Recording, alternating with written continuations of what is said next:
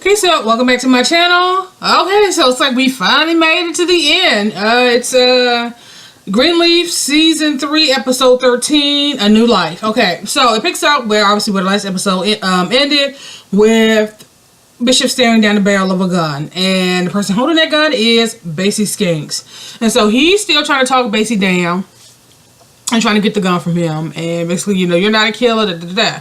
So they're still having a little back and forth, and who walks in? Karine.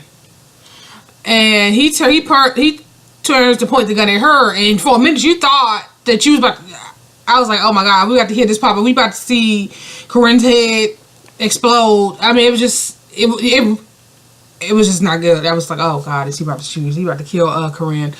But he was like, just go. Bishop was like, just go. Don't tell anybody. It's all good. Just go. So of course, you know, Karine, she runs. She closes the door behind her, runs out, and they continue on. And he was like, basically, he said, see, you're not a murderer. So you had a chance to kill her and you didn't. You're not a murderer. Just give me the guy. Da da da. So eventually, he talks him down, and basically leaves. Okay. Around this time, May and Maxine are coming, walking through the hall. She's done with, you know, her whole day with Lady May thing and her whole speech and the whole thing, right? And so, you know, she's they can pat herself on the back and the whole thing. Karine runs up to her and was letting them know that, okay, Basie's in the building and he has a gun and he was pointed at Bishop. That he's gonna shoot Bishop. So of course, May tears off to go to Bishop's office. Of course, by the time she gets there, he's gone. And she's basically like she wants to call the police. He's like, no, don't call the police. And he's like, that man just tried to kill you, and he could be anywhere. And he's just like, he just didn't want to do it. At the time, Charity rocks, and you know, Charity is it was just a intense situation for a minute. Around this time, Charity is calling Jacob to give him an update on what's going on. And he was like, just get the doctor there to have him checked out. You know, he's a man of a certain age. He's like, just go, you have to call the doctor, have them check him out to make sure he's okay. The whole thing. So he gets off the phone with Charity, and Jacob was basically, with all the stuff going on, I think that we should, or you should, couch this basically this divorce situation. And she was basically like, she doesn't know what she's going to do, and she's not going to make any promises right now that she don't know if she's going to be able to keep. And while they're going back and forth, him saying, well, it was just a kiss, and like, Jacob he really gets on my fucking nerves. It's like these men that do shit and then they act like it's no big deal. It's like, if it was no big deal, would your wife be upset? Would you have lied to her and hurt her for the, I don't know, the millionth time? It's like, it's just a bunch of bullshit. This whole fake naivete that some of these men have when they do just bullshit, right? And she's just basically like, I'm not about to get sucked into this whole, you're not going to back me into a corner with all this, this stuff going on with your dad, and then the stuff with Zora. It's like, I'm just not going to do that with you. So the phone rings. It's Joseph, the accountant. And they're both like, why is he calling us? What's going on? Why is he calling us? So Jacob answered the phone. We don't know what was said, but basically his facial expression, Kerissa's like, what's going on? He was like, I think that bastard just stole our church from us.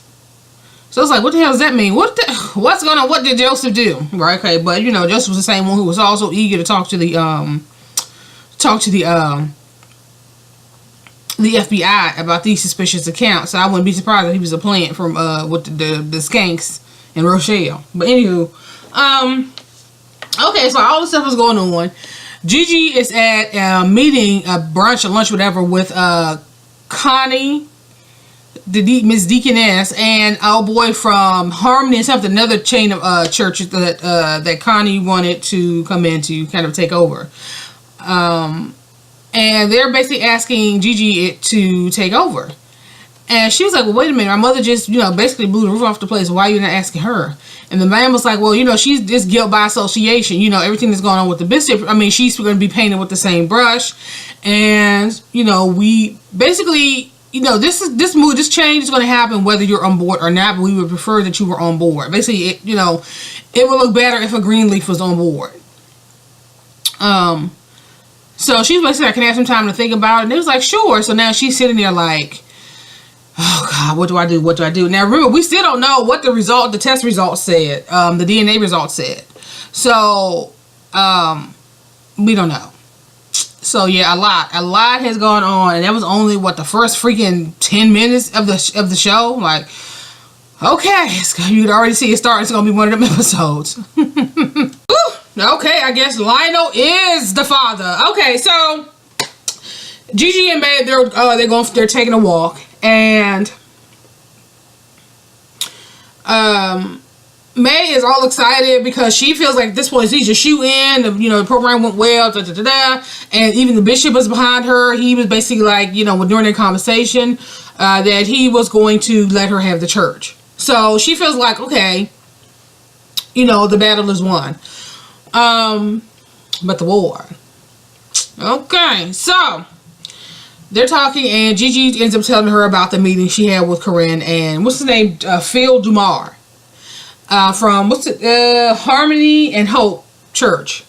And so she, of course, May got upset and was like, okay. She was like, Gigi basically told her they wanted me to step in as interim pastor for a year, and she was like, oh, well, what did you say?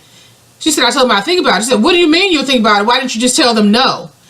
And so she starts biting Gigi's head off again. Oh boy, oh boy, oh boy. So they end up going back and forth. And she basically, Gigi was like, I've endured your shit for 40 years for a mistake that you made. And basically, you don't even care how this is affecting me. And May was like, I don't even care. I don't want to talk about this anymore. So she ends up dropping the bomb on her that I took a DNA test. Me and Aaron took a DNA test. And Lionel is my father. And May was like, well, so what are you going to do? Are you going to tell the bishop? She was like, I don't really know. But basically, I can't, keep this a secret. She's like, no, of course you can't. She said, you know what? Don't worry about it. I'll tell him. And she said, I'm sorry for the pain and the hurt and all this that I've caused everybody. And then she ends up May ends up walking away. Still, it's like, damn, you can't even look. It's like, still, the pain in your daughter's face. You couldn't even embrace her. It's just like, May is just so freaking detached from reality, like her shit. Like, okay. So she ends up walking away. Okay.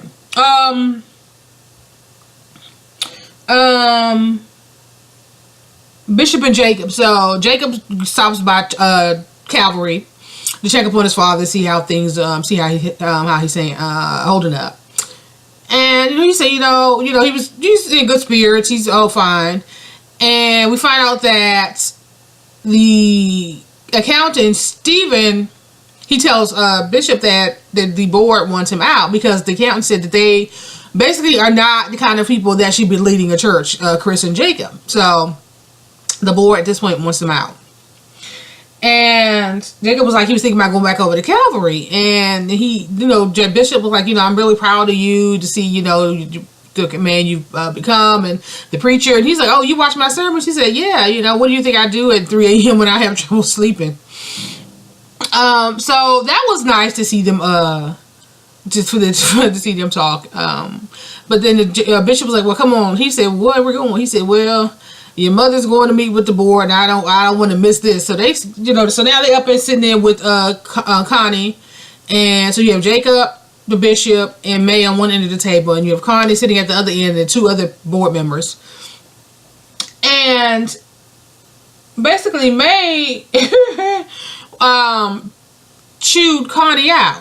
And he was basically she was saying that Bishop is backing me, and we've agreed that I would stay on and take over, and basically I don't see the problem. And Karine and Connie was basically like, it's time to put the needs of your congregation before for the first time, like, funny, like, everything is always about the Greenleafs, and everything that we do, that the church that happens here is all about the Greenleafs. It's time to put the people who support this church, who is in this church, first.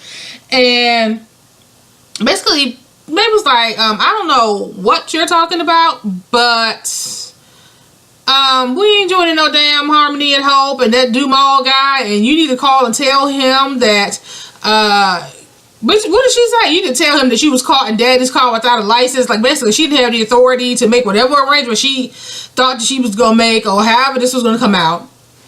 What outcome she thought. Basically, you didn't have the right to do that. And so they had her a stack of papers. And she's like, well, what is this? All lists of grievances back to Genesis. And they said, no, it's a petition signed by at least 2,000 members of the church. Basically, like, they have people in the church who are basically echoing the board's sentiment that it's time for the Greenleafs to step down. It's time for some new blood. And so she said her piece. She ends up walking out, and Bishop basically told them, like, you know what, your issue is with me, and you had no reason, right to talk to her, talk to me like that. And Connie was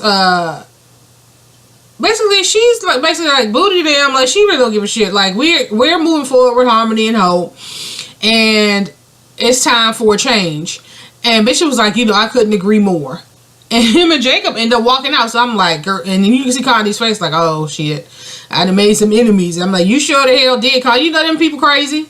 like how exactly did you think that was gonna go? What you basically telling them that you've been conspiring behind their backs to have their church that they built taken from underneath them, and you thought what, the Greenleafs was just gonna say what? Oh well, I guess that's the way the cookie crumbles. Just such is life. There's just things happen. Okay, so I'm like, you've been watching these people for 40 years and you haven't figured out how they move yet? So I think Connie, she looked a little worried. Like, ooh, maybe I bit off more than I can chew. And even Bishop was like, you know what? You might need to keep talking to the other board members about this check that Connie might be getting for this sort of coup that she staged, basically. So I'm like, Connie she's way too gung-ho about this. Like, it's like a personal vendetta or something with her. Like, I don't think that she's saying that what the Greenleafs have done over the last few years has not really been about the church, and how they don't really care all that much about the church. It's always been about them. And I'm looking at Connie like, I mean, how much of this is really about the church, and how much of this is really about you and whatever personal grievances you have with the Greenleafs? So that's going to be interesting. It's going to be very interesting.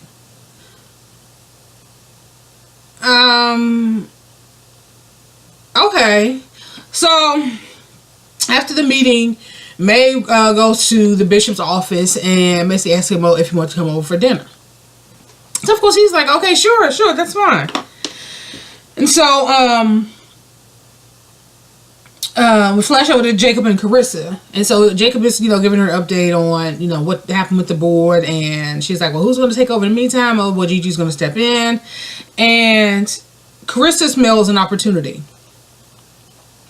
So she was like, well, doesn't she need a co-pastor or something to that effect?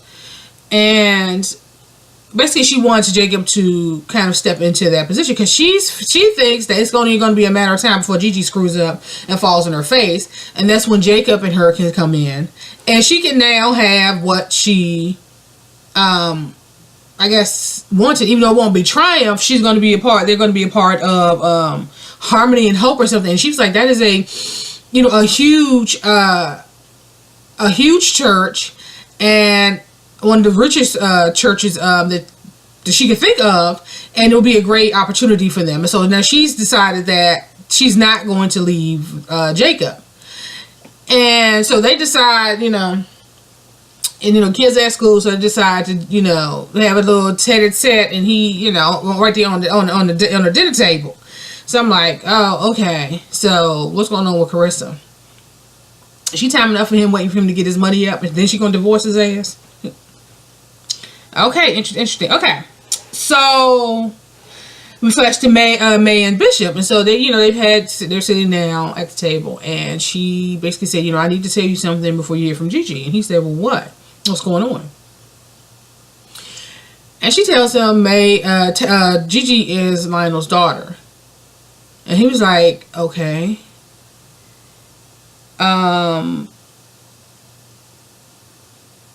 He had a very interesting reaction, considering, I thought that he was going to lose it. I don't know. Maybe that near-death experience changed him. I don't know if he would have had the same reaction hearing that news before the gun being pointed at him as opposed to now. But he was very like, oh, okay. So, he was very, supportive. He said, so I guess now we're even. And so she looked at him, and I'm like, are you even? Okay, yeah, you both had an infidelity, but are we gonna find out that the bishop got a kid out there somewhere with Mavis or something? What are you talking about now? We even? How's that? Whatever. Anyway, and she basically asked him to come back home. So I'm like, yeah, I went through this whole divorce and whatever. Okay, so he said only I'll come back after you basically deal with your relationship with Gigi. He said, is this the reason that you've been set upon her since the day she was born? And she was like, I don't know. The girl is just so stubborn. Again, feeling she can never see her own shit. And so he basically pointed out, she's just like you. And he said, yeah, well, she finally had to admit, like, yeah, I guess she is. And so, they embraced. And she still crying, and she felt relieved, because she did say, one of my biggest secrets, like, she's always felt that maybe Gigi wasn't his, but now that it's out, she can breathe a sigh of relief. And now I guess she figured that she doesn't have this cloud hanging over her anymore. So what that's going to mean going forward is anybody's guess for her and Gigi, and especially when Jacob and Charity, whenever the rest of the family find out. I mean, it's just, I don't know how that's going to all work out. I hope nothing's going to happen to the bishop, because he did say, just before May walked to his office, asked him over for dinner, that he just been feeling kind of out of sorts. So I don't know if this calm and peace in him is like he knows that something is coming, and he's not, he's kind of reconciled himself to what, whatever comes. Or, like I said, I don't know if it's as a result of the whole Basie interaction. So we're going to see how this all plays out. So Basie is in the liquor store getting him a bottle or two or whatever. And he's on the phone. He called Tasha. And Tasha's packing up her little U-Haul, whatever that little moving van was. And she's basically like, I'm done. I'm out. I don't even want to deal with this anymore. And he was like, what are you going to do? Go back to, oh boy, Tasha, Jacob doesn't want you. And she was basically like, I have a deal with the FBI. I'm not going to risk that. I'm just goodbye. And he's like, I know that, praying does more than begging. So, I'm just basically going to pray that we, that we are able to, figure things out and work things out. Da, da, da. And she was like, why do you even want me? And he said, because you're my sweet something of this, he said. And she just like, what? Goodbye, Basie. So they get off the phone. He's made it to the counter to pay for his little liquor. And then while he's sitting up there talking to old boy, you see this huge guy who he comes out from behind one of the aisles, and he stands behind Basie. And so he tells Basie how much it's up called, the cashier. And Basie is like 40 cents short or something, I don't know. So the big guy is putting the change up on the counter. And so Basie kind of looks like, oh, thank good looking out. And then he looks at him again, and he's like, well, ain't that nothing. So now Basie got caught slipping. Them folks that was looking for him for their money done found him. And so he done went on, he's kind of like played it off and kind of moseyed on out the store and jumped in the car and basically told Rochelle the gun is. So Rochelle sped off, and old boy got in his truck, and he's pursuing them. So we don't know. Hopefully, we don't know. Are they gonna make it across the border? We don't know to Mexico. Is anybody's guess. Okay, so Gigi's in her office and Aaron walks in. And so they're talking. He's like, well, I went to the reading of the will. And, when they got to your name, basically he left her $3 million. Lionel left her $3 million. She's like, wait a minute, what? What did he leave you? Aaron was like, he didn't leave me anything. She's like, what? He was like, he didn't leave me a penny. I didn't demand, I never had the man's respect. His father was really, against his lifestyle. And he was like, I never had the man respect, and I don't want his money, and da-da-da. And Gigi was like, we've spoken like a true Christian. And so right about this time, what's his name? Something Demar. I can't remember the man's name from Harmony and Hope. He walks in with a guy who I don't even think they introduced themselves. So she goes into the meeting with them, and the guy was basically kind of schmoozing Gigi, she signed on to be the interim pastor, but I think he's looking for her to play a bigger role than that. And he said he was basically telling her that he wants her to be the voice that unites the congregations. And he asked her if she was going to be that person, and so she kind of stopped. She was like, one of those she couldn't really, didn't want to answer, didn't really want to answer right then, because she's Gigi is all she's starting to get a lay of the land, like what's going on, but. So right now it's up in the air whether or not she's going to do more than just to be the interim pastor for the year that she initially agreed. So, guess we'll have to wait and see. Okay, so Bishop is in his office, and you can tell he's kind of he's not looking all that well. And Gigi walks in and tells him about the meeting, and the guy, I forget his name was something Whitmore, Bob Whitmore, I guess is the person who's over the Harmony and Hope Church, whatever that situation is. And so he's like, they talked about it, and he basically said that, that he was done, it's time for him to retire. And she basically asked him about, she was telling him that she's about to come into some money, and she wanted to give it to him so he could clear up the tax bill. And he's like, well, where did this money come from? And she was basically like, that's not important. I just want you to take the money, and I want you to clean up the tax bill. And he basically reassured her. Basically, he told her that he knew that Lionel was her father, but as far as he was concerned, she's his daughter, and she's always will be, and he still loves her, the whole thing. Which, what other reaction could he have? It's not Grace's fault. She's a product of her mother's indiscretion, but that doesn't have anything to do with her. And so, they embraced, and of course, it was, an emotional moment. And so he got, he's up now. Now it's time for service, and he's basically telling the congregation that that was going to be his last Sunday. And of course, some of them were like, "Oh no, how they do."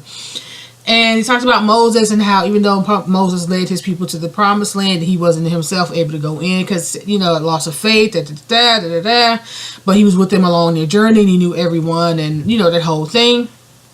And so they, after this whole thing, he stood up, and everybody stood up, and the choir, stood up and clapped, and he kind of, said, acknowledged his family, for at various points in the church. And then you could tell he was kind of getting wobbly, and May kind of looked at him, and he collapsed. He was having a heart attack. And so the next thing you see, he was talking about the vision. Now, if you remember back when he was talking to the attorney, Gigi was like, this was the vision I had, that how my life was going to end, and it was going to end here, like this. And so of course they're like, oh no, Daddy, but James, keep your eyes open. It's going to be okay. It's going to be okay. So the next thing you see is Zora and Sophia walking down and talking in all black. So he's like, oh shit, the bishop, he died. How you going to die? How the bishop out of here? The bishop going to die. And basically Zora's like, she's going to go, get into therapy to try to figure out why she got involved with little Albie Shore. And she's going to take whatever classes she needs to take to get caught up so she can graduate. And basically move on with her life. And Sophia was like, let's make a promise that we never stop speaking to each other again. And so they did. So they reconciled, which is good. And so they're heading back to the house. And they're getting decorating, getting the table ready for dinner. And Jacob and May are talking, and Gigi was like, "What's that? What's going on? What's going on?" And they basically said Jacob and Kerissa, they're moving back into the house. So Gigi's like, "Oh, okay, that's great." So they kiss, whatever. And so May wanted to talk to Gigi. And she was basically like, your father, made me promise that we would sit down and talk and resolve whatever, conflicts and issues that we have. And she was like, "Mom, that's really unnecessary." And, she was like, "It is." So around this time, Zora and Sophia walked in. And she was like, "Now is not a good time.